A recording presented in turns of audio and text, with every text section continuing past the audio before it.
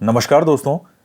देखिए मित्रों, आज हम एनसीईआरटी की ज्योग्राफी का 9th क्लास का जो सेकंड चैप्टर है भारत का भौतिक स्वरूप ये पढ़ेंगे। और इसके साथ ही जो हमारी लास्ट क्लास हुई थी उसमें से आपको एक क्वेश्चन का जवाब देना है कि भारत का दक्षिणतम बिंदु कौन सा है। संपूर्ण भारत का दक्षिणतम बिंदु कौन सा है वो आप कमेंट करके बताइएगा। और इसके साथ ही देखिएगा, जो लास्ट क्लास जो हमारी थी इसमें फर्स्ट चैप्टर, उसमें क्षेत्रफल के अंदर भारत का 7वां स्थान था। जब मैंने आपको समझाया था तब मैंने कहा था कि चीन तीसरे स्थान पर आता है, अमेरिका चौथे स्थान पर आता है। एनसीईआरटी के अंदर यूएसए तीसरे स्थान पर है और चाइना 4th स्थान पर है। तो ये देखिए, ये दरअसल ये दोनों में ये क्यों चलता रहता है, कहीं आपको यूएसए मिलेगा, कहीं आपको चीन मिलेगा, कोई तीसरे पे, कभी ये चौथे पे। तो देखिए, किसी देश का क्षेत्रफल कैसे निर्धारित होता है, कोई अपने देश कैसे कहते हैं कि उसका क्षेत्रफल कितना है। तो कुछ इसमें जो देश हैं वो केवल जो उनका भूमि वाला क्षेत्र है, लैंड एरिया, कुछ उसको शामिल करते हैं।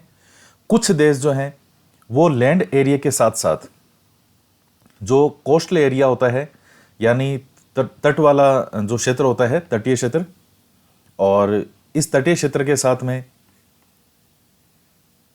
जो टेरिटोरियल वाला भाग होता है, इन सब को भी वो शामिल करते हैं। तो ये सब शामिल करते हुए जो चाइना है इसका ज़्यादा बताया आता था, और देश जो है लगभग इसमें शामिल करते ही है अपने इन सब चीज़ों को। तो इस कारण से चाइना का लगभग तीसरे स्थान पर ही आता है। अच्छी ऑथेंटिक किताबों में भी यही लिखा आता है कि चाइना तीसरे स्थान पर है, यूएसए 4th स्थान पर आता है। लेकिन अब जब चूंकि दोनों में डाउट की स्थिति रहती है और एनसीईआरटी की किताब के अंदर जब यूएसए तीसरे स्थान पर है तो आप यूएसए को ही तीसरे स्थान पर मानना, क्योंकि कल को कोई ऑब्जेक्शन वगैरह भी लगाना पड़े तो फिर ये एनसीईआरटी ही आपके काम आएगी। इसी का जो ऑब्जेक्शन है, क्योंकि जब या तो 100% हो कि ये ही है तो एक अलग चीज़ है, फिर एनसीईआरटी की गलत चीज़ है उसको भी नहीं माना जाएगा। लेकिन जब एक डाउट वाली स्थिति रहती है कि कई जगह ये भी है और कई जगह ये भी है, तो फिर वहाँ ये एनसीईआरटी ही काम आएगी। तो आप यूएसए को ही तीसरे स्थान पर मानना और चाइना को 4th स्थान पर ही मानना, जो कि इस एनसीईआरटी में लिखा हुआ है। तो एक थोड़ा सा इस चीज़ का आप ध्यान रखना। बाकी हम आगे पढ़ते हैं इसको। जैसा कि आप जानते हैं कि भारत विभिन्न स्थलाकृतियों वाला एक विशाल देश है। आप किस प्रकार के क्षेत्र भूभाग में रहते हैं? यदि आप मैदानी क्षेत्र में रहते हैं तो आप वहां के दूर तक फैले विशाल मैदानों से परिचित होंगे, और यदि पर्वतीय क्षेत्र के निवासी हैं तो आप पर्वतीय ढलानों और घाटियों से भली भांति परिचित होंगे। वास्तव में हमारे देश में हर प्रकार की भू आकृतियां पाई जाती है, जैसे पर्वत, मैदान, मरुस्थल, पठार, द्वीप समूह हैं। तो ये अलग अलग आकृतियां हैं कि किस प्रकार की भू आकृतियां पाई जाती है। अब जैसे हिमालय पर्वत है, भारत की भूमि बहुत अधिक भौतिक विभिन्नताओं को दर्शाती है। भूगर्भीय तौर पर प्रायद्वीपीय पठार पृथ्वी की सतह का प्राचीनतम भाग है। इसे भूमि का एक बहुत ही स्थिर भाग माना जाता था, परंतु हाल के भूकंपों ने इसे गलत साबित किया है। हिमालय और उत्तरी मैदान हाल में बनी स्थलाकृतियां हैं। भूगर्भ वैज्ञानिकों के अनुसार हिमालय पर्वत एक अस्थिर भाग है। हिमालय की पूरी पर्वत श्रृंखला एक युवा स्थलाकृति को दर्शाती है, जिसमें ऊंचे शिखर, गहरी घाटियां और तेज बहने वाली नदियां हैं। तो ये हिमालय पर्वत के बारे में है। इसमें हिमालय के अंदर किस किस चीज़ को शामिल किया जाता है, तो हिमालय को हम 3 भागों में बांटते हैं: महान हिमालय, लघु हिमालय और लास्ट वाली जो आती है शिवालिक श्रेणी। तो ऊपर आप ये जो देख रहे हैं, ये पामीर ग्रंथ या पामीर का पठार, ये इधर हिंदू कुश श्रेणी है अफगानिस्तान और पाकिस्तान की तरफ। ये सुलेमान श्रेणी है। ये है कि ये है कुनलुन, या इसको क्यूनलुन श्रेणी, तो ये इस तरफ है। और यहां पर है कैलाश श्रेणी, ये तिब्बत वाला। इधर ये मानसरोवर झील आ गई यहां पे।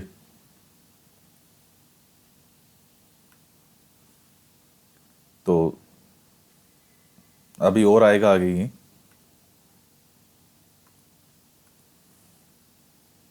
उत्तरी मैदान जलोढ़ निक्षेपों से बने हैं।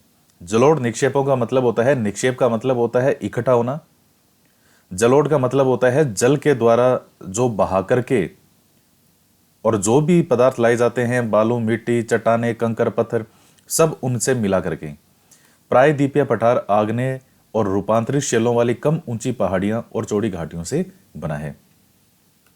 तो एक और चीज है कि ये भू-आकृतियां किस किस तरह से बनी है, कौन कौन सी भू-आकृतियां हैं। मुख्य भौगोलिक वितरण, तो हिमालय पर्वत श्रृंखला, उत्तरी मैदान, प्रायद्वीपीय पठार, भारतीय मरुस्थल, तटीय मैदान और द्वीप समूह हैं। अब ये सब जगह क्या है, देखिए अलग अलग लिखा आता है। कहीं इसको जो है हिमालय पर्वत श्रृंखला की जगह लिख देते हैं उत्तरी पर्वतीय मैदान, उत्तरी पर्वतीय प्रदेश मैदान क्या। फिर जैसे उत्तर का विशाल मैदान, फिर प्रायद्वीपीय पठार और तटीय मैदान और द्वीप समूह है, तो इनको एक में रख देते हैं। तो इस तरह से जो है कई बार इसका वर्गीकरण आ जाता है। भारतीय मरुस्थल को कोई कई बार मेंशन नहीं करते अलग से।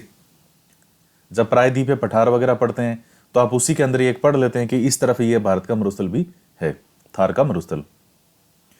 तो वो कोई पॉइंट नहीं है इसमें, कभी आता भी नहीं है कि कितने भागों में बांटा गया है। हिमालय पर्वत, भारत की उत्तरी सीमा पर विस्तृत हिमालय भूगर्भीय रूप से युवा और बनावट के दृष्टिकोण से वलित पर्वत श्रृंखला है। वलित का मतलब होता है मोड़दार। अब देखिए जो सेकंड ग्रेड के एग्जाम के अंदर जिन विद्यार्थियों ने कोर्स ले रखा है फर्स्ट पेपर का, वहां ये चीजें पूरी मैंने इतनी डिटेल में पढ़ाई है, तो वो अगर यहां साथ में पढ़ रहे हैं तो आपके लिए तो एक रिवीजन है, और उस मैटर के सामने तो ये बहुत कम है मैटर जो एनसीईआरटी के अंदर है। अब जैसे हिमालय पर्वत इसने सीधा ही लिख दिया पहला, जबकि पहला सही तरीके से हम लिखते हैं उत्तरी पर्वतीय प्रदेश। उसको 3 भागों में बांटते हैं, ट्रांस हिमालय, फिर आता है हिमालय और फिर आता है पूर्वांचल की पहाड़ियां। यह सही तरीके से उसकी व्याख्या है। ट्रांस हिमालय के अंदर आप ये पढ़ते हैं काराकोरम श्रेणी, लद्दाख श्रेणी, जास्कर श्रेणी और कैलाश श्रेणी, ये आती है ट्रांस हिमालय में। ये हिमालय से अलग है, ये ट्रांस हिमालय। ये ट्रांस हिमालय जो है ये बेसिकली यूरेशिया का पार्ट माना जाता है। जो ऊपर प्लेट है यूरेशिया प्लेट, जब इंडिक प्लेट, जिसको भारतीय प्लेट भी आप कह सकते हो, ये और जब यूरेशिया प्लेट, इनके बीच में था टेथिस महासागर। ये दोनों प्लेटें जब एक दूसरे की तरफ आई तो जो बीच में टेथिस महासागर में जो मलबा था वो ऊपर उठने लगा और वही कहलाया हिमालय, और उसमें मोड़ से बन गए, तो इसलिए उसको वलित या मोड़दार पर्वत भी कहते हैं। और चूंकि हिमालय एक नवीन पर्वत है, लेकिन यूरेशिया प्लेट तो ऑलरेडी पहले से थी। यह ट्रांस हिमालय जो है ये इस यूरेशिया प्लेट का भाग माना जाता है, कि ट्रांस हिमालय यूरेशिया प्लेट का भाग है, ऐसा मानते हैं। तो वो एक सही तरीके से पूरी डिटेल में व्याख्या है। चूंकि अब ये 9th क्लास के एनसीईआरटी है, 9th क्लास के बच्चों के हिसाब से, आप 11वीं 12वीं क्लास में जाओगे तो और ज्यादा आपको डिटेल मिलेगा। बीए की किताबें जाते हो तब और ज्यादा व्याख्यात रूप से मिलेगा। तो यहां जैसे सीधा ही पहला पॉइंट हिमालय पर्वत कह दिया। हिमालय पर्वत एक उत्तरी पर्वतीय प्रदेश का केवल एक भाग है, जिसमें महान हिमालय, लघु हिमालय और शिवालिक श्रेणी, या जिसको आप उप हिमालय या बाह्य हिमालय भी कहते हो, इन 3 भागों में बांटते हैं हिमालय को। ट्रांस हिमालय अलग आता है और पूर्वांचल की पहाड़ियां अलग है।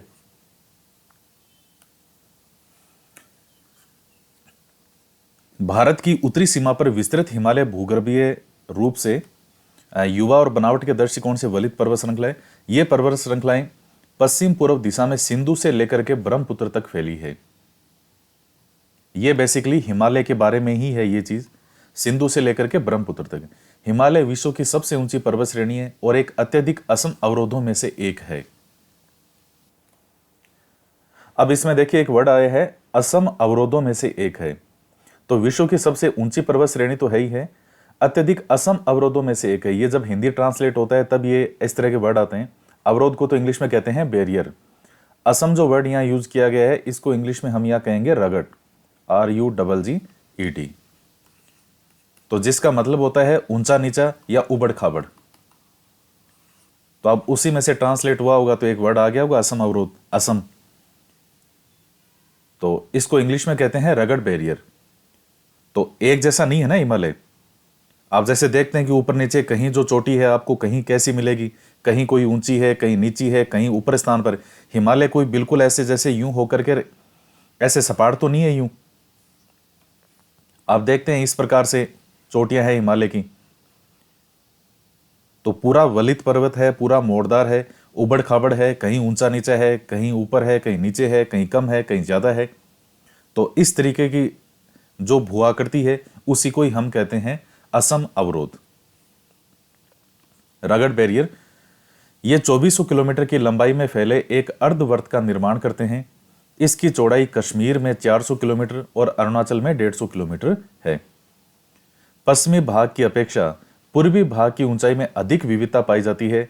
अपने पूर्व देशांतरीय विस्तार के साथ हिमालय को 3 भागों में बांट सकते हैं।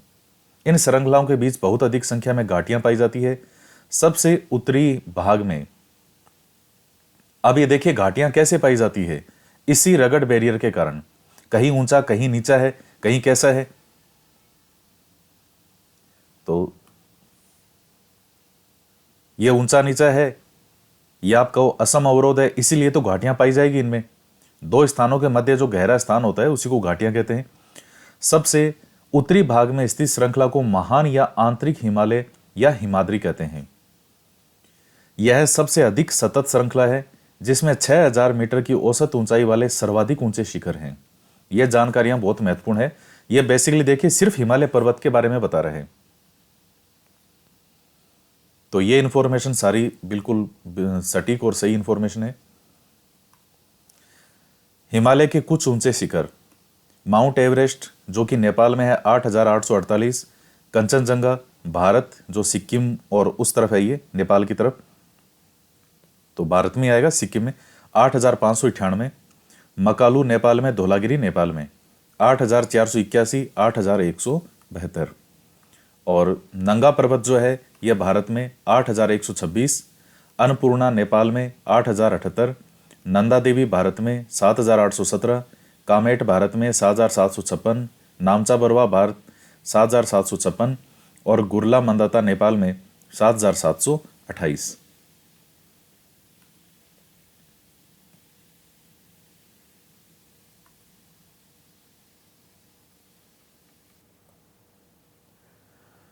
तो अब ये देखिए इस मैप के अंदर ये जो श्रृंखला है ये है महान हिमालय जिसके बारे में हम अभी पढ़ रहे हैं, और ये आ जाएगा लघु हिमालय, और ये तीसरा जो है ये है शिवालिक हिमालय। तो इस प्रकार से है। और ये काराकोरम, लद्दाख और जास्कर और कैलाश ये ट्रांस हिमालय के भाग हैं। ये हिमालय में नहीं माने जाती, ये ट्रांस हिमालय में है। ये इस प्रकार से।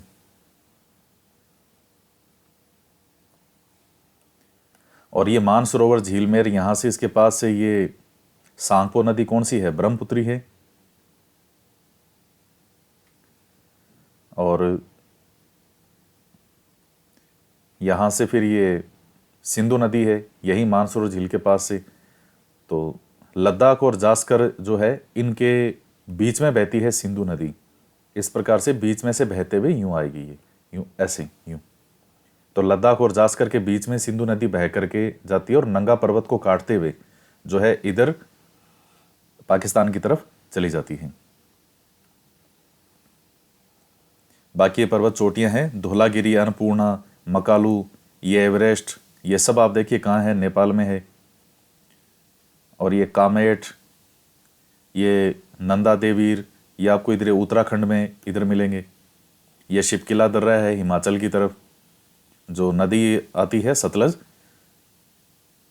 यहाँ मानसरोवर झील के पास में है राकसताल झील, तो वहां से आती है, तो वो इसी शिपकिला दर्रा के पास से होकर के भारत में प्रवेश करती है। ये जा रही यहां से सतलज।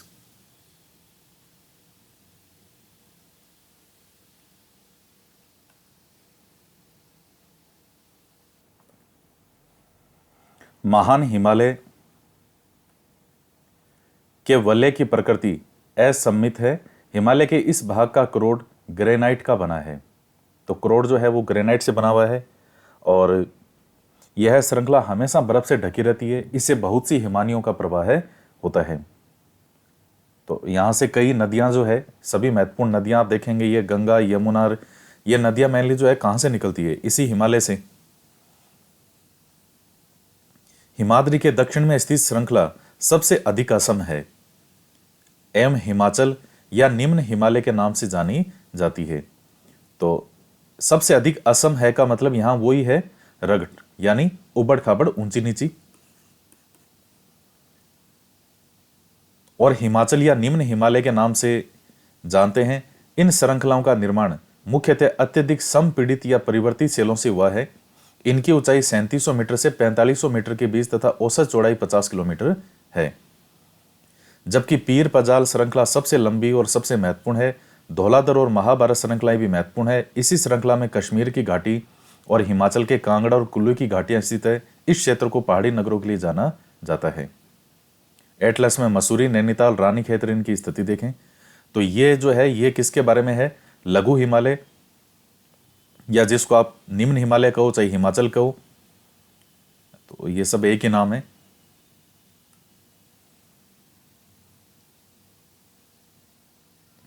तो इसमें एक तो क्या है, ये ऊंचाई है यहाँ 3700 मीटर से 4500 मीटर औसत ऊंचाई है, औसत चौड़ाई है 50 किलोमीटर।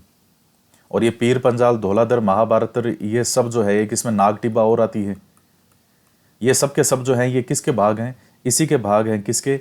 जो दूसरा है इस महान हिमालय के नीचे जो है वो कौन सा है? हिमाचल निम्न हिमालय या लघु हिमालय, उसका पार्ट है।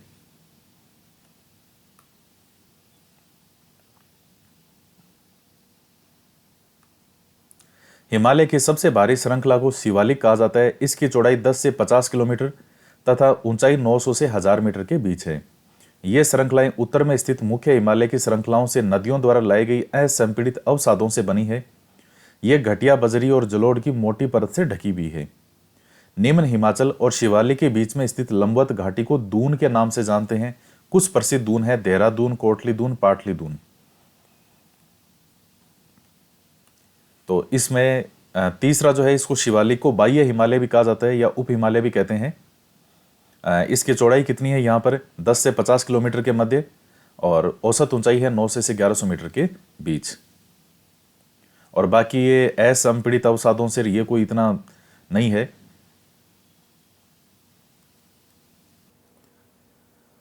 तो ये देखिए यहाँ दो वर्ड आए हैं, एक ऊपर आया था संपीड़ित और एक है असंपीड़ित।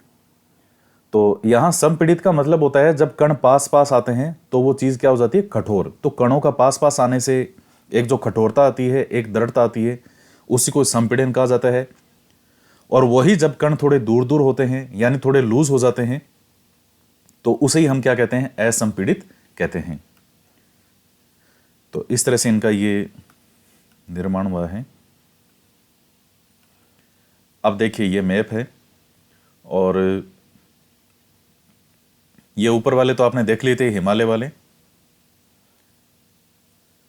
अब बाकी ये पूरा जो भारत है, यहां देखिएगा ये अरावली श्रेणी है, और ये मालवा का पठार है, ये विंध्य श्रेणी, ये सतपुड़ा श्रेणी। विंध्य और सतपुड़ा के जो बीच में है वो बहती है नर्मदा नदी, और सतपुड़ा के दक्षिण में जो है वो कौन सी नदी है? ताप्ती नदी है, तापी या ताप्ती। और बाकी ये पहाड़ियाँ इधर है, ये सतपुड़ा श्रेणी के ही भाग हैं। ये महादेव की पहाड़ियाँ, ये इधर मेकाले की पहाड़ी, सतपुड़ा, ये सब सतपुड़ा श्रेणी के भाग हैं। फिर ये दक्कन का पठार आ जाएगा, ये पश्चिमी घाट पर्वत है, ये पूर्वी घाट पर्वत है, यहाँ नीलगिरी की पहाड़ियाँ, ये अन्नामलाई की पहाड़ियाँ, और यहाँ इसके पास में है यह है कार्डेमम की पहाड़ियाँ। कार्डेमम की पहाड़ियों को इलायची की पहाड़ियाँ भी कहते हैं। नदियाँ जो है इनके देखिएगा यहाँ से, जैसे महानदी, और ये गोदावरी है, ये कृष्णा है, ये कावेरी है। तो इस प्रकार से गोदावरी, तो ये सब अलग अलग जो है ये नदियाँ। ये वाला जो भाग है इसको हम कहते हैं उत्तरी सरकार तट, और ये जो भाग है इसको हम कहते हैं कोरोमंडल तट। इधर केरल वाले की तरफ है मालाबार तट, और ये जो है ऊपर है इसको कहते हैं कोंकण तट। तो ये मेन वर्गीकरण है इसका। यहाँ ऊपर ये पहाड़ियाँ हैं, गारो खासी जयंतियाँ, मेघालय की तरफ।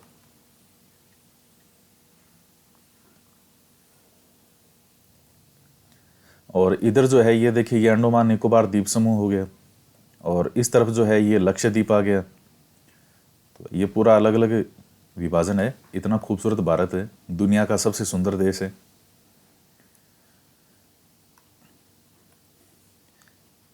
इस उत्तर दक्षिण के अतिरिक्त हिमालय को पश्चिम से पूर्व तक स्थित क्षेत्रों के आधार पर भी विभाजित किया जाता है। इन वर्गीकरणों को नदी घाटियों की सीमाओं के आधार पर किया गया है। उदाहरण के लिए सतलज और सिंधु के बीच स्थित हिमालय के भाग को क्या कहते हैं? पंजाब हिमालय कहा जाता है। तो लेकिन पश्चिम से पूर्व तक क्रमशः इसे कश्मीर या हिमाचल हिमालय के नाम से भी जाना जाता है। सतलज और काली नदियों के बीच स्थित हिमालय के भाग को कुमाऊं हिमालय कहते हैं। देखिए ये दरअसल जो वर्गीकरण किया गया था ये सिडनी बुराड़ के द्वारा किया गया था, और सिडनी बुराड़ ने ये जो वर्गीकरण है ये कुछ नदियों के मध्य भाग के आधार पर किया है कि दो नदियों के जो मध्य का भाग है उसको हम क्या कहेंगे। तो ये इस प्रकार से, जैसे जो सिंधु नदी और सतलज उनके बीच का जो भाग है उसे इन्होंने नाम दे दिया पंजाब हिमालय। उसके बाद अब यहां तो सतलज आ गई, सतलज और काली नदी के जो मध्य का भाग है उसे इन्होंने नाम दे दिया कुमायूं हिमालय। ये काली नदी कहां से आती है? उत्तराखंड और जो नेपाल की बॉर्डर है वहां से, इस प्रकार से। और इसके बाद में काली नदी और इस तरफ आती है तीस्ता नदी, सिक्किम से निकल के सीधा ब्रह्मपुत्र में जाके गिरेगी, वो बांग्लादेश में ब्रह्मपुत्र के अंदर मिलेगी। तो तीस्ता नदी और काली नदी के जो बीच का भाग है उसको हम कहते हैं नेपाल हिमालय। और फिर लास्ट में तीस्ता और ब्रह्मपुत्र, ब्रह्मपुत्र को देहांग भी कहते हैं। ये कई नाम है इसके, अलग अलग स्थान के अनुसार बदलते हैं इसके। तो ब्रह्मपुत्र और तीस्ता के जो बीच का भाग है उसको हम कहते हैं असम हिमालय। तो ये चार नाम ध्यान रखिएगा: पंजाब हिमालय, कुमायूं हिमालय, नेपाल हिमालय और असम हिमालय। तो यहां तक ये हो गए। ब्रह्मपुत्र हिमालय की सबसे पूर्वी सीमा बनाती है।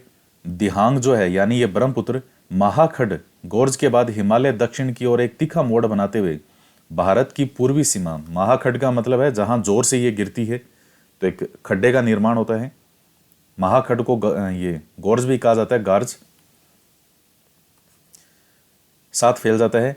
इन्हें पूर्वांचल या पूर्वी पहाड़ियां तथा पर्वत श्रृंखलाओं के नाम से जाना जाता है। ये पहाड़ियां उत्तर पूर्वी राज्यों से होकर गुजरती है और मजबूत बलुआ पत्थर जो अवसादी शैल से बनी है। ये जो गारो, खासी, जयंतियार या जो देखते हैं ये घने जंगलों से ढकी है तथा अधिकतर समानांतर श्रृंखला और घाटियों के रूप में फैली है। पूर्वांचल में पटकाई, नागा, मिजो और मणिपुर की पहाड़ियां है। पटकाई वाली जो है ये कहाँ है? ये अरुणाचल प्रदेश में। नागा पहाड़ी कहाँ है? नागालैंड में। और मणिपुर की पहाड़ी कहाँ है? मणिपुर में। और मिजो पहाड़ी का है? मिजोरम में। तो ये हिमालय वाला जो पार्ट है ये आपका कंप्लीट हो गया। इसके बाद में देखिए आता है उत्तरी मैदान। उत्तरी मैदान तीन मुख्य नदी प्रणालियों सिंधु, गंगा और ब्रह्मपुत्र और इसकी सहायक नदियों से बना है। यह मैदान जलोढ़ मृदा से बना है। लाखों वर्षों में हिमालय के गिरिपाद में स्थित बहुत बड़े बेसिन में जलोढ़ों का निक्षेप हुआ, जिससे इस उपजाऊ मैदान का निर्माण हुआ। हिमालय के गिरिपाद में यानी हिमालय के पांवों में, यहां जैसे लास्ट जो इसकी श्रेणी है शिवालिक श्रेणी हिमालय की, वो समाप्त होगी। अब इसके दक्षिण की तरफ, इसके पांव की तरफ, तो यहां जो है वो है उत्तर का विशाल मैदान। तो नदियों के द्वारा जो बहा करके मिट्टी लाई गई उसी को हम जलोढ़ मिट्टी कहते हैं। इसका विस्तार 7 लाख वर्ग किलोमीटर के क्षेत्र में है। यह मैदान लगभग 2400 किलोमीटर लंबा और 240 से 320 किलोमीटर चौड़ा है। यह सघन जनसंख्या वाला भौगोलिक क्षेत्र है। समृद्ध मृदा आवरण, पर्याप्त पानी की उपलब्धता और अनुकूल जलवायु कारण कृषि की दृष्टि से यह भारत का अत्यधिक उत्पादक क्षेत्र है। कौन सा? ये वाला जो उत्तर का विशाल मैदान है। ब्रह्मपुत्र नदी में स्थित माजुली विश्व का सबसे बड़ा नदीय द्वीप है। यहाँ लोगों का निवास है। माजुली द्वीप जो है वो असम में बना हुआ है। ये जब नदी बहती है तो बीच के अंदर जैसे एक द्वीप की स्थिति हो जाती है, बीच में जो एक ऊंचा उठा हुआ भाग है और चारों तरफ पानी पानी है, उसको हम द्वीप कहते हैं। तो ये नदी द्वीप है।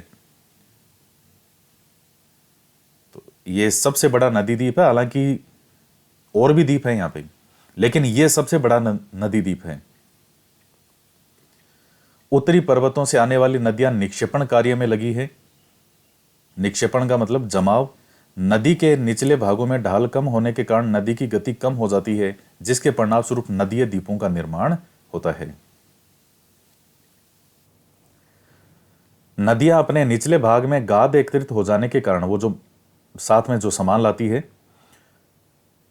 जैसे मिट्टी, कंकड़, पत्थर वगैरह, जैसे मान लीजिए मिट्टी वगैरह है, तो ये सब चीजें तो बहुत सी धाराओं में बंट जाती है। इन धाराओं को वितरिकाएं कहा जाता है। दोआब क्या होता है? दो नदियों के बीच का भाग। तो दो शब्दों से मिलकर के बनाए, एक तो दो और आब। आब का मतलब होता है पानी।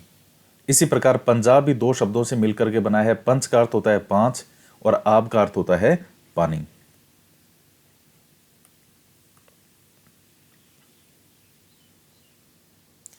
उत्तरी मैदान को मोटे तौर पर तीन उपवर्गों में विभाजित किया गया है।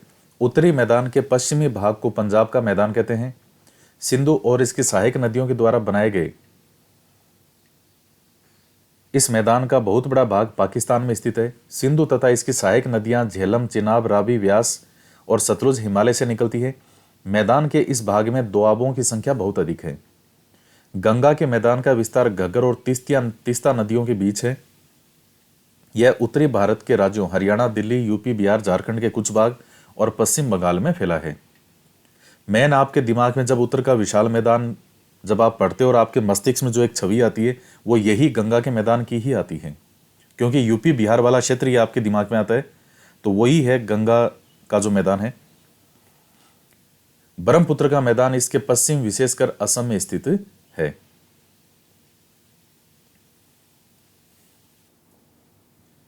ये पश्चिम इसमें गलत प्रिंट हुआ हुआ है, ये पूर्व है यहाँ पे, ये ध्यान रखिएगा, क्योंकि ब्रह्मपुत्र का फिर इस गंगा के तो पूर्व में हो गया ना, पश्चिम में कैसे होगा, तो ये गलत प्रिंट है। उत्तरी मैदानों की व्याख्या सामान्यतः इसके ऊंचावचों में बिना किसी विविधता वाले समतल स्थल के रूप में की जाती है। यह सही नहीं है। इन विस्तृत मैदानों की भौगोलिक आकृतियों में भी विविधता है।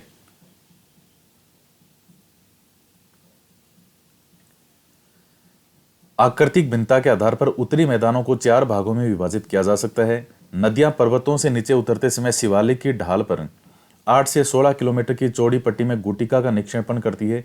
इसे भाबर के नाम से जाना जाता है। देखिए ये गुटिका, ये क्या, ये सब है क्या? जब आप ये चार भागों में बांटते हैं, भाबर, तराई, बांगर और खादर। अब ये है क्या? शिवालिक श्रेणी जो है सबसे लास्ट, अब उसके जस्ट नीचे नदियां आके गिरेगी, तो चूंकि उसके शिवालिक श्रेणी के जस्ट नीचे तो भाटे मिलेंगे बहुत बड़े बड़े। भाई जस्ट जो पर्वत खत्म हो रहा है, पर्वत के बिल्कुल पास में मैदान थोड़ी हो जाएगा। पर्वत के पास में तो ऊपर से जो सिलाई वगैरह भी गिर रही है, प्लस वहां भी जो खुद का भी उसका भाग जो है वो कैसा होता है? पथरीला होता है, तो वो खेती के लिए उपयुक्त नहीं होता, कृषि के लिए।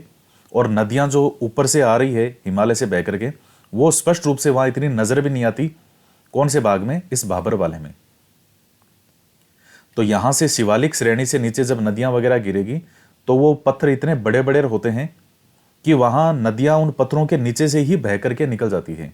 वो इतनी स्पष्ट रूप से ऊपर नजर नहीं आती।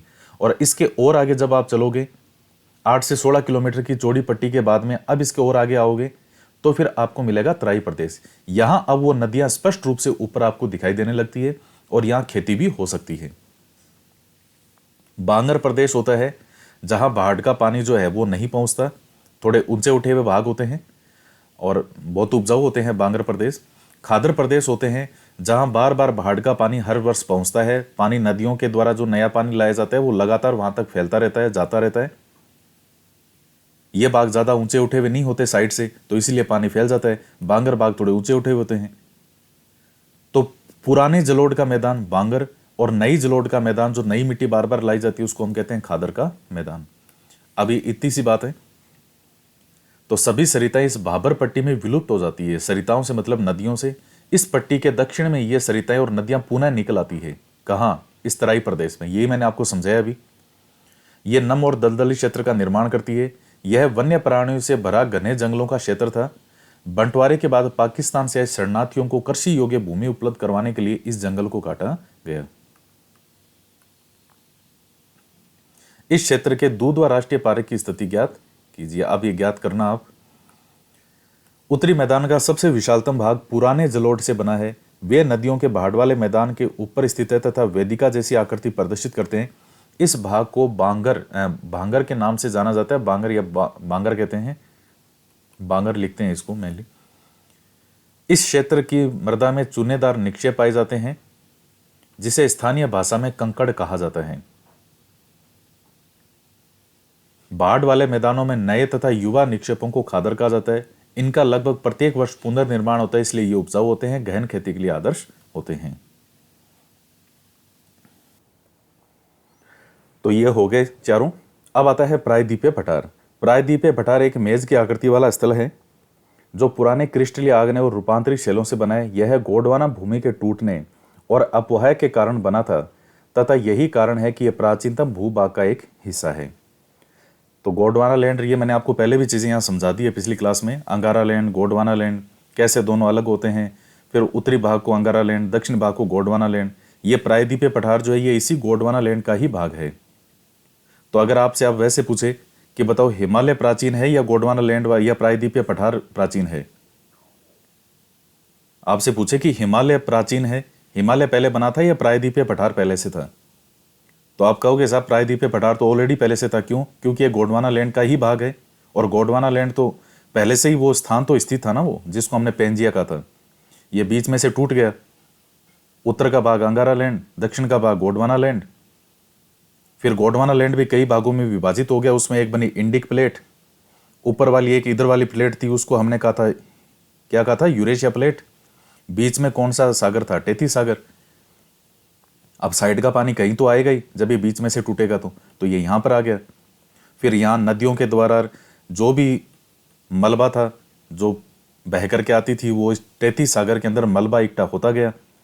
जो भी भारी शक्तियाँ थी उसके द्वारा इकट्ठा होता गया। फिर ये प्लेट साथ में आई आपस में एक दूसरे की तरफ, तो ये भाग मलबा ऊपर उठ गया, उसी को हमने हिमालय कह दिया। तो हिमालय बाद में बना है। ये गोंडवाना लैंड वाला भाग तो ऑलरेडी पहले से था। तो प्रायद्वीपीय पठार तो पहले से ही था। तो दोनों में प्राचीन कौन सा है? प्रायद्वीपीय पठार है। हिमालय तो बाद में बना है। इसलिए तो हिमालय को हम क्या कहते हैं? नवीन, मोड़दार या वलित पर्वत। क्यों बना? तो वो जब मलबा पास में ऐसे आएगा तो मलबा इस तरह से होगा ना। फिर इस पठारी भाग में चौड़ी और छिछली घाटियां और गोलाकार पहाड़ियां हैं। इस पठार के दो मुख्य भाग हैं, मध्य उच्च भूमि और दक्कन का पठार। नर्मदा नदी के ऊपर में उत्तर में प्रायद्वीपीय पठार का वह भाग जो कि मालवा के पठार के अधिकतम भागों पर फैला है, उसे मध्य उच्च भूमि के नाम से जाना जाता है। विंध्य श्रृंखला दक्षिण में सतपुड़ा श्रृंखला और उत्तर पश्चिम में अरावली से घिरी है। पश्चिम में यह धीरे धीरे राजस्थान के बलुई और पथरीले मरुस्थल से मिल जाता है। इस क्षेत्र में बहने वाली नदियां चंबल, सिंध, बेतवा, केन दक्षिण पश्चिम से उत्तर पूर्व की तरफ बढ़ती है। इस प्रकार वे इस क्षेत्र के ढाल को दर्शाती है। तो ढाल उत्तर की तरफ है प्रायद्वीपीय पठार का मुख्य रूप से, तो नदियां उत्तर की तरफ जाएगी अधिकतर, या पूर्व की तरफ। एक नर्मदा, ताप्ती जैसी कुछ नदियां हैं जो कि पश्चिम की तरफ बहती है। बाकी प्रायद्वीपीय पठार में अगर आप देखोगे तो उत्तर और पूर्व की तरफ इसी तरफ आपको नदियां मिलेगी। ये जैसे आप राजस्थान पढ़ते हो, चंबल वगैरह आप देख लीजिए, ये यूं आके यूं ही जाती है, मध्य प्रदेश राजस्थान की सीमा बनाते हुए फिर आगे जाकर के यमुना में मिल जाती है। चाहे सोन नदी हो या ये जो भी दक्षिण की तरफ से नदियां उत्तर की तरफ बहती है, कई और अधिकतर पूर्व की तरफ जाएगी यूं। मध्य उच्च भूमि पश्चिम में चौड़ी और पूर्व में संकीर्ण है। इस पठार के पूर्वी विस्तार को स्थानीय रूप से बुंदेलखंड और बघेलखंड के नाम से जाना जाता है। इसके और पूर्व के विस्तार को दामोदर नदी द्वारा अपवाहित छोटा नागपुर का पठार दर्शाता है। तो ये सारा भी मैप में मैंने आपको दिखाया था। ये बुंदेलखंड, बघेलखंड, ये छोटा नागपुर का पठार। दक्षिण का पठार एक त्रिभुजाकार भूभाग है जो कि नर्मदा नदी के दक्षिण में है। उत्तर में इसके चौड़े आधार पर सतपुड़ा की श्रृंखला, जबकि महादेव, कैमूर की पहाड़ी और मेकाल श्रृंखला इसके पूर्वी विस्तार हैं। किसके हैं? इसी सतपुड़ा के। भारत के भौतिक मानचित्र पर इन पहाड़ियों और श्रृंखलाओं की स्थिति को ज्ञात करें। दक्षिण का पठार पश्चिम में ऊंचा और पूर्व की ओर कम ढाल वाला है। इस पठार का एक भाग उत्तर पूर्व में भी देखा जाता है जिसे स्थानीय रूप से मेघालय, कार्बी एंगलोंग पठार तथा उत्तर कचार पहाड़ी के नाम से भी जाना जाता है। उत्तर पूर्व की तरफ मेघालय की साइड में यह एक भ्रंश के द्वारा छोटे नागपुर पठार से अलग हो गया है। पश्चिम से पूर्व की ओर तीन महत्वपूर्ण भ्रंश क्या होता है, एक दरार, कोई भाग दो ऊपर नीचे हो जाते हैं तो जो बीच में एक दरार आती है उस दरार को ही हम भ्रंश कहते हैं। तीन महत्वपूर्ण श्रृंखलाएं गारो, खासी और जयंतियां है।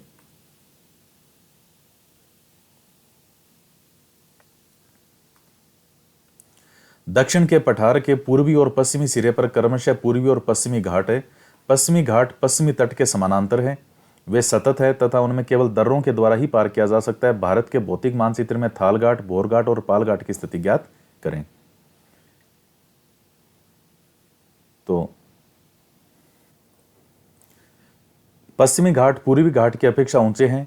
पूर्वी घाट के 600 मीटर की औसत ऊंचाई की तुलना में पश्चिमी घाट की ऊंचाई 900 से 1600 मीटर है। यह औसत ऊंचाई बताई है। पूर्वी घाट का विस्तार महानदी घाटी से लेकर के दक्षिण में नीलगिरी तक है। तो ये भारत है, तो इधर ये महानदी से लेकर के दक्षिण में नीलगिरी तक जो है यह है पूर्वी घाट का विस्तार। पूर्वी घाट का विस्तार सतत नहीं है, वे अनियमित है। क्यों? क्योंकि बीच में जो पूर्व की तरफ बहने वाली नदियां हैं, काफी नदियां बहेगी, महानदी, ये गोदावरी, कृष्णा, कावेरी, इन्होंने जगह जगह से इसको बीच में काट रखा है। बंगाल की खाड़ी में गिरने वाली नदियों ने इनको काट दिया है। पश्चिमी घाट में पर्वतीय वर्षा होती है। पर्वतीय वर्षा पश्चिमी घाट में क्यों होती है? क्योंकि यहां पर्वतों की ऊंचाई ज्यादा है, पश्चिमी घाट पर्वत श्रृंखला जो है, और दक्षिण पश्चिमी मानसून आएगा तो इनसे टकरा करके पर्वतों से, और यहां जो वर्षा करता है तो पर्वतों से टकराने के कारण वहीं जो वर्षा है उसको कहते हैं पर्वतीय वर्षा। और दूसरी तरफ का वो भाग, उस पर्वतों के पूर्व का वो भाग जहां वो हवाएं नहीं जा पाती, तो उसको हम कहते हैं वृष्टि छाया प्रदेश। वो कई बार बिल्कुल ही क्या रह जाता है, सूखा रह जाता है या बहुत कम बारिश होती है। यह वर्षा घाट के पश्चिमी ढाल पर आर्द्र हवा के टकराकर ऊपर उठने के कारण होती है। पश्चिमी घाट को विभिन्न स्थानीय नामों से जाना जाता है। ये सेकंड ग्रेड के एग्जाम के अंदर जो कोर्स है उसमें बहुत डीपली मैंने पढ़ाया है, सारी चीजें बहुत गहराई से पढ़ाया है, एक एक पूरे कंसेप्ट को समझा समझा के पढ़ाया है।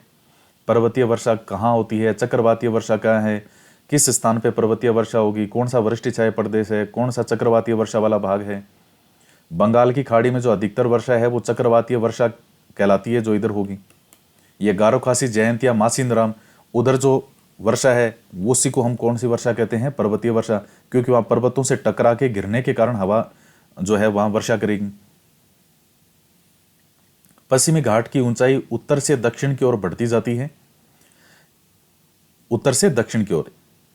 इस भाग के शिखर ऊंचे हैं, जैसे अनाईमुड़ी 2695 मीटर, तो यह दक्षिण भारत की सबसे ऊंची चोटी है, अनाईमुड़ी जो है अन्नामलाई की पहाड़ियों में, तथा डोडा बेटा 2633 मीटर। पूर्वी घाट का सबसे ऊंचा पर्वत शिखर है महेंद्रगिरी 1500 मीटर। पूर्वी घाट के दक्षिण पश्चिम में सेवराय और जावेड़ी की पहाड़ियां स्थित है। उडग मंडलम, जिसे ऊटी के नाम से जाना जाता है, कोडई कनाल जैसे प्रसिद्ध पहाड़ी नगरों की स्थिति मानचित्र में ज्ञात कीजिए। तो ये जो नीलगिरी की पहाड़ियां है उसके पूर्व की तरफ स्टेट आ जाएगा तमिलनाडु, वहां एक प्रसिद्ध फेमस स्थल है ऊटी, जहां लोग घूमने के लिए जाते हैं। प्रायद्वीपीय पठार की एक विशेषता यहां पाई जाने वाली काली मृदा है, जिसे दक्कन ट्रेप के नाम से भी जाना जाता है। इसकी उत्पत्ति ज्वालामुखी से हुई है। इसलिए इसके शैल जो है वो आग्नेय है। वास्तव में इन शैलों का समय के साथ में अपर्दन हुआ है, जिनसे काली मृदा का निर्माण हुआ है। अरावली की पहाड़ियां प्रायद्वीपीय पठार के पश्चिमी और उत्तरी पश्चिमी किनारे पर स्थित हैं। ये बहुत अधिक अपर्दित और खंडित पहाड़ियां हैं। ये गुजरात से लेकर के दिल्ली तक दक्षिण पश्चिम और उत्तर पूर्व दिशा में फैली है। तो अरावली की दिशा क्या है? अब जैसे ये राजस्थान है तो इधर इस प्रकार से है अरावली की दिशा। तो दक्षिण पश्चिम से तो कौन सी दिशा होगी? उत्तर पूर्व।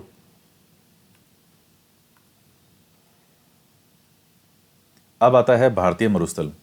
अरावली पहाड़ी के पश्चिमी किनारे पर थार का मरुस्थल है। यह बालू के टिब्बों से ढका एक तरंगित मैदान है। इस क्षेत्र में प्रति वर्ष 150 mm से भी कम वर्षा होती है। इस शुष्क जलवायु वाले क्षेत्र में वनस्पति बहुत कम है। वर्षा ऋतु में केवल कुछ ही सरिताएं दिखती है, उसके बाद यह बालू में विलीन हो जाती है। पर्याप्त जल नहीं मिलने से वे समुद्र तक नहीं पहुंच पाती। केवल लूनी ही इस क्षेत्र की सबसे बड़ी नदी है। बरखान अर्धचंद्राकार बालू का टीला का विस्तार बहुत अधिक क्षेत्र पर होता है, इसलिए लंबवत टीले भारत पाकिस्तान सीमा के समीप प्रमुखता से पाए जाते हैं। तो बरखान क्या है? अर्धचंद्राकार बालू के टीले हैं, लगातार हवाएं चलती है, तो मरुस्थल के अंदर इस तरह की आकृतियां बनती है, फिर हटती है, फिर दूसरे स्थान पर बनती है। अब आता है तटीय मैदान। प्रायद्वीपीय पठार के किनारों संकीर्ण तटीय पट्टियों का विस्तार है। अब देखिए, ये जैसे दक्षिण भारत है, ये पश्चिमी घाट पर्वत, ये पूर्वी घाट पर्वत। अब यहाँ जहां पूर्वी घाट पर्वत का सबसे पूर्व का हिस्सा और एक तरफ समुद्र आ गया, तो अब ये जो है इनको हम कहते हैं तटीय मैदान। और सेम ये स्थिति पश्चिम की तरफ है।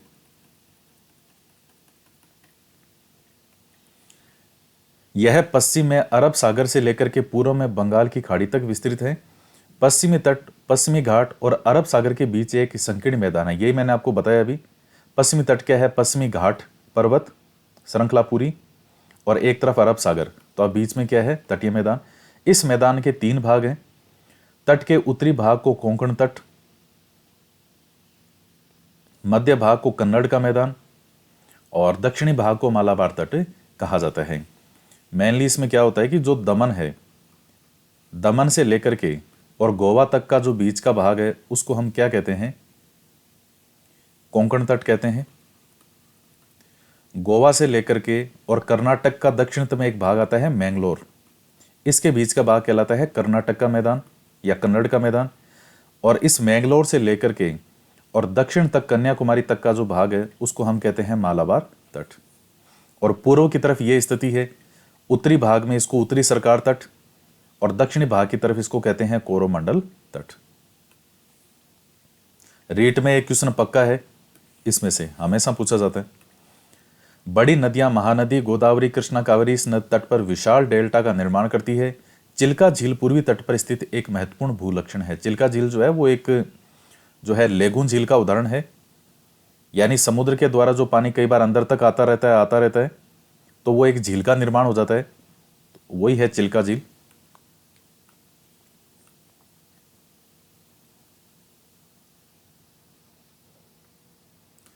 चिल्का झील भारत में खारे पानी की सबसे बड़ी झील है। यह ओडिशा में महानदी डेल्टा के दक्षिण में स्थित है। तो भारत की खारे पानी की सबसे बड़ी झील मानी जाती है चिल्का। द्वीप समूह है। आप पहले ही देख चुके हैं कि भारत का मुख्य स्थल भाग अत्यधिक विशाल है। इसके अतिरिक्त भारत में 2 द्वीपों का समूह भी स्थित है। क्या आप इन द्वीप समूहों को पहचान सकते हैं?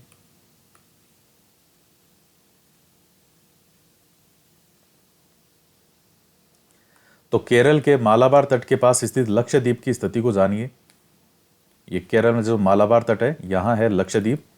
द्वीपों का यह समूह छोटे परवाल द्वीपों से बना है। पहले इनको लकाद्वीप, मिनिकॉय और एमिन द्वीप के नाम से जाना जाता था। 1973 में इनका नाम लक्षद्वीप रखा गया। यह 32 वर्ग किलोमीटर के छोटे से क्षेत्र में फैला है। कावारती द्वीप लक्षद्वीप का प्रशासनिक मुख्यालय है। ये कावारती राजधानी है लक्षद्वीप की। इस द्वीप समूह पर पादप और जंतु के बहुत से प्रकार पाए जाते हैं। पिटली द्वीप, जहां मनुष्य का निवास नहीं है, वहां एक पक्षी अभयारण्य है। अब बंगाल की खाड़ी में उत्तर से दक्षिण की तरफ फैले द्वीपों की श्रृंखला की ओर ध्यान दीजिए। यह अंडमान और निकोबार द्वीप हैं। यह द्वीप समूह आकार में बड़े संख्या में बहुल और बिखरे हुए हैं। यह द्वीप समूह मुख्यतः 2 भागों में बांटा गया है, उत्तर में अंडमान और दक्षिण में निकोबार। तो अब ये परवाल वगैरह क्या होता है? तो ये पॉलिप्स जो हैं, ये कम समय तक जीवित रहने वाले सूक्ष्म प्राणी होते हैं, समूह में रहते हैं। तो इनके जो खोल हैं, इनकी मृत्यु हो जाती है, इनके खोल जो हैं तो समूह में रहते हैं। तो इस प्रकार से ये एक दीवार की तरह है। परवाल भित्ति का मतलब होता है दीवार। इनका विकास छिछले और गर्म जल में होता है। परवाल स्त्राव और परवाल अस्थियां टीले के रूप में निक्षेपित होते हैं। 3 प्रकार के होते हैं: परवाल रोधिका, तटीय परवाल भित्ति और परवाल वलय द्वीप। ऑस्ट्रेलिया का ग्रेट बैरियर रीफ जो है ये परवाल रोधिका का अच्छा उदाहरण है। परवाल वलय द्वीप गोलाकार या होर्सू आकार वाले रोधिका होते हैं। मैन परवाल का ही ध्यान में रखना है लक्षद्वीप के संदर्भ में। तो बंगाल की खाड़ी के अंदर ये उत्तरी अंडमान उत्तर में अंडमान और दक्षिण में निकोबार। यह द्वीप समूह निमज्जित पर्वत श्रेणियों के शिखर हैं। यह द्वीप समूह देश की सुरक्षा के लिए बहुत महत्वपूर्ण है। इन द्वीप समूह में पाए जाने वाले पादप और जंतु में बहुत अधिक विविधता है। यह द्वीप विषुवत के समीप स्थित है। यहाँ की जलवायु विषुवतीय और यह घने जंगलों से आच्छादित है। तो विषुवतीय के पास में अपने आप में ही हो गया। 6 डिग्री 4 मिनट उत्तरी अक्षांश से निकोबार द्वीप समूह शुरू होता है और 0 डिग्री विषुवतीय रेखा है, भूमध्य रेखा, तो पास में ही है इसके। भारत का एकमात्र सक्रिय ज्वालामुखी अंडमान और निकोबार द्वीप समूह के बेरिन द्वीप पर स्थित है। यह भी महत्वपूर्ण है। तो ये बाकी जो चीजें हैं ये सारी आपका हो गया कंप्लीट। ये लास्ट में है कि ये सब एक चीजें एक दूसरे की पूरक है। यहाँ पठारी भाग में जो हमें क्या मिलते हैं, मिनरल्स मिलते हैं, खनिज वगैरह है। औद्योगिकरण में महत्वपूर्ण भूमिका रही, मत्स्यन वगैरह है, पोत यानी बंदरगाह से संबंधित ये चीजें हैं। तो ये चैप्टर आपका कंप्लीट होता है। और अब देखिए, एक स्थलीय भाग जो 3 और समुद्र से घिरा हो, 3 और समुद्र है, उस भाग को हम क्या कहते हैं? प्रायद्वीप कहते हैं। और चारों तरफ पानी पानी हो, बीच में स्थल भाग, उसको हम कहते हैं द्वीप। भारत के पूर्वी भाग में म्यांमार की सीमा का निर्धारण करने वाले पर्वतों का संयुक्त नाम है, तो कौन सा है? तो उनको हम पूर्वांचल की पहाड़ियां कहते हैं, जो म्यांमार की सीमा का इधर निर्धारण करती है।